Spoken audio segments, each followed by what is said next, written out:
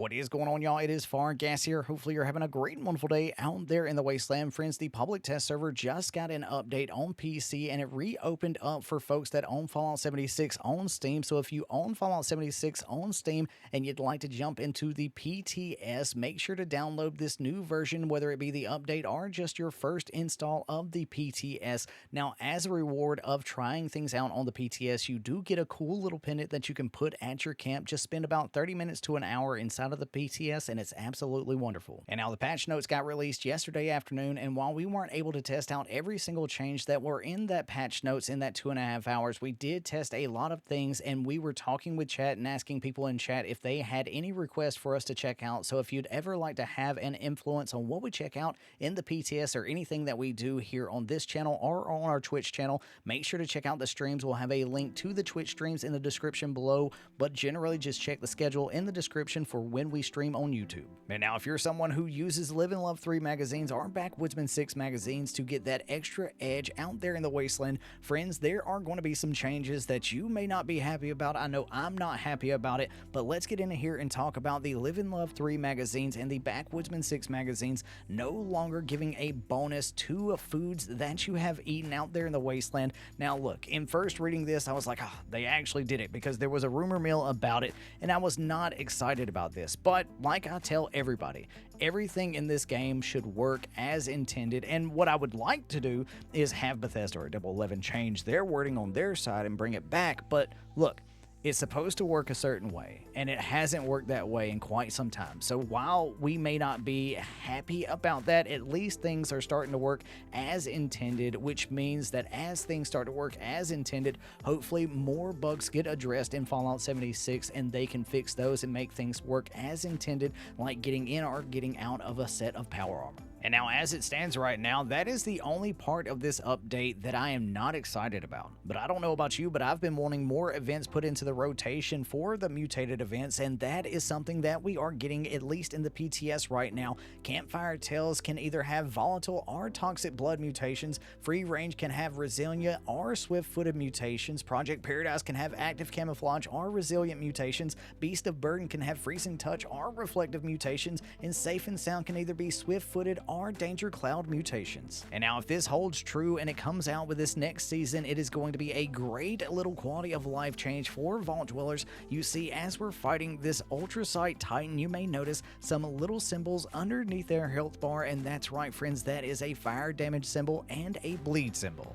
And now with this next update, it looks like we're going to have a bit more as well, and this feature can be great and annoying at the same time, depending on how much you or your friends like to troll each other, and that is the ability to ping friends and foes alike. We were pinging the enemies around the Nuka World on tour, vendors and everything, and I even sat there and dropped a heart with all of the pings. So yes, it can be annoying, but it can be a great thing for Wastelanders to be able to ping a certain direction, an enemy, or even a vendor.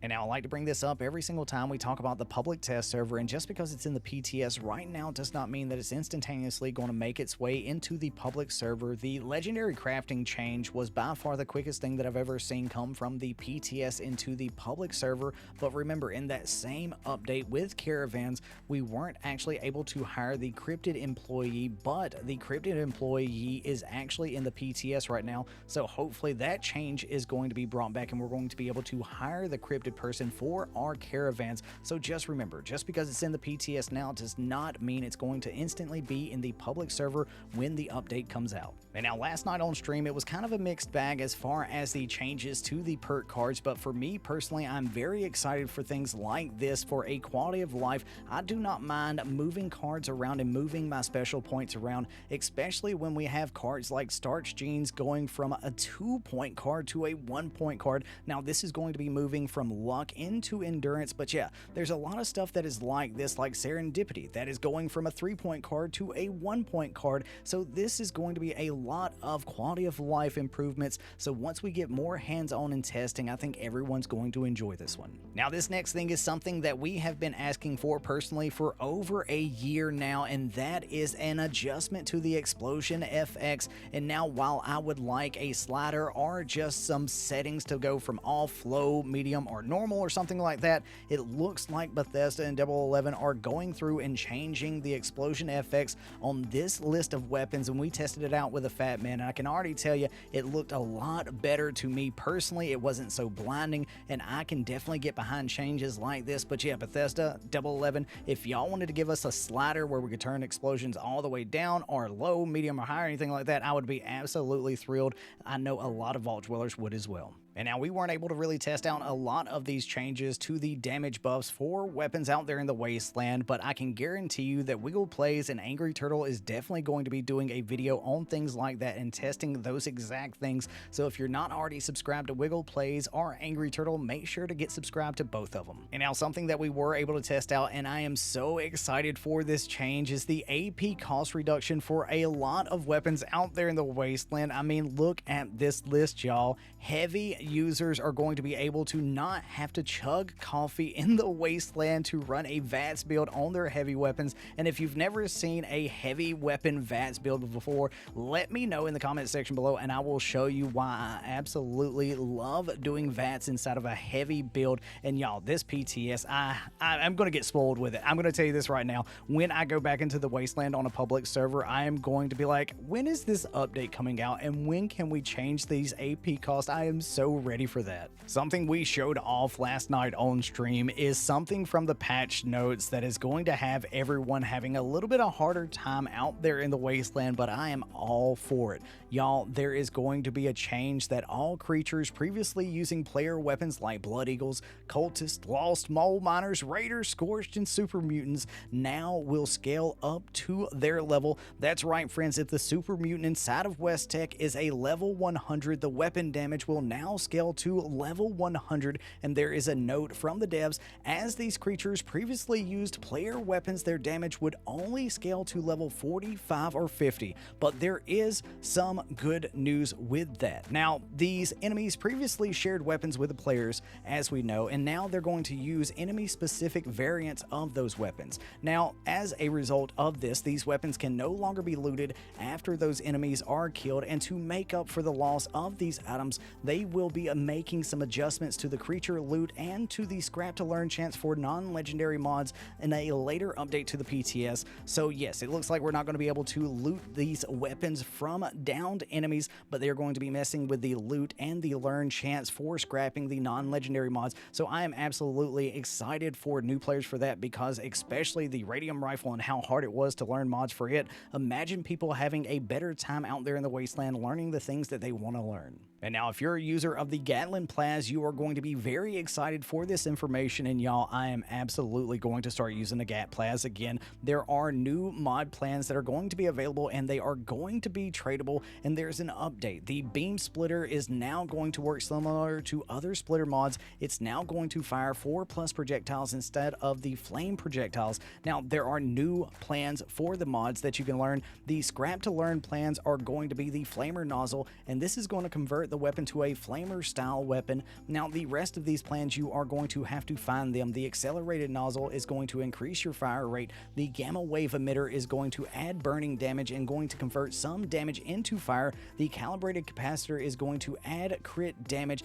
and it looked like it did add a little bit of AP when we were testing it out for the cost. The large core receptacle, it's going to increase the ammo capacity. The stinging core receptacle is going to add some armor pin to that, and the swift core receptacle is going to reload speed. I think it was 30% that it reloaded faster, and it was like 3 Mississips, which is absolutely amazing. And now for my Vault Dwellers out there in the wasteland that need some accessibility options, Fallout 76 is finally getting those. So once this update goes live and you boot up Fallout 76 for the first time, you will be asked some accessibility questions, and I think this is a great move from Bethesda and Double 11. And now currently inside of the PTS, the Gleaming Depths raid is not available, and yeah, we tried to enter it, we couldn't get in there. We even tried to nuke that place and nothing happened, but at least we got an Ultrasight Titan out of the deal. But someone in chat, oh my Lanta, chat is absolutely amazing, though I can't build them up too much, but yes, if you go inside of the PTS and you look in the weapons workbench and toggle craftable, or go to the armor workbench and toggle craftable, or go to the power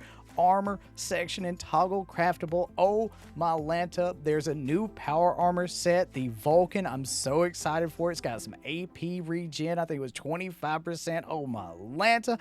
The armor has some new 4-star legendary mods that you can do. You can put them on your gear right now if you're inside of a custom world. There are going to be so many Wastelanders that when this information comes out, they are going to be so happy. And inside of the weapons workbench, y'all, there is some new unique weapons that have 4 stars, and I do believe, my guess is that this is going to be an Enclave scoreboard because of some of those items inside of the weapons workbench. And we even got said something to us from Hokey in chat talking about, hey Gassy, have you checked out the camps yet to see if there's anything new in there?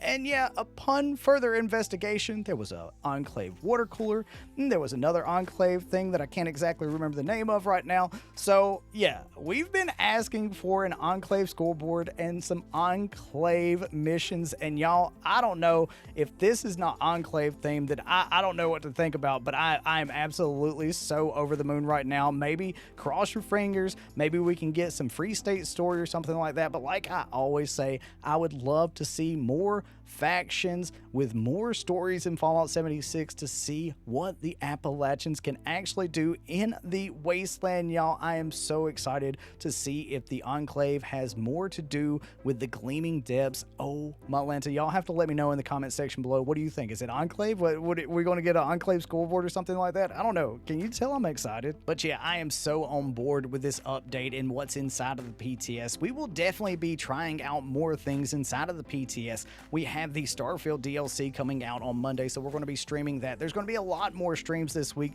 so getting inside of the PTS is going to be a hard thing. But y'all remember, if you get inside of the PTS, you find a bug or you find something that's not working the way you think it should be working, or you think something could be better, remember, constructive criticism will have a link to Bethesda support down in the description below. We'll have a link to Bethesda's Discord, and we'll also have a link to the Fallout 76 subreddit where you can talk with other Vault dwellers out there in the Wasteland. Thanks so much for taking time out of your busy day to check this video out, and let me know your thoughts on this update for the PTS in the comment section below. Thank you so much to the channel members for the continued support. Y'all have a great and wonderful day out there in the Wasteland. Peace. Love ya.